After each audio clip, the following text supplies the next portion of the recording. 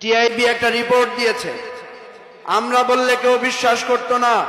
টিআইবির report এটা স্পষ্ট করে বলে দিয়েছে প্রত্যেকটি স্তরে এই নির্বাচনকে ম্যানিপুলেশন করা হয়েছে।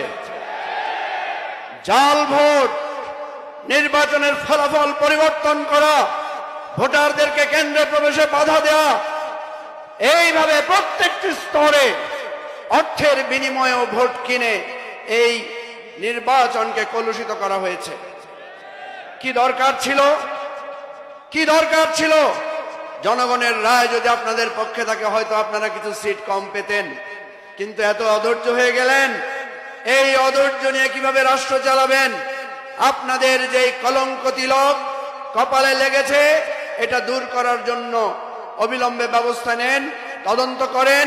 আমার আহত ভাই বোনদের উপর নির্যাতন করবেন না।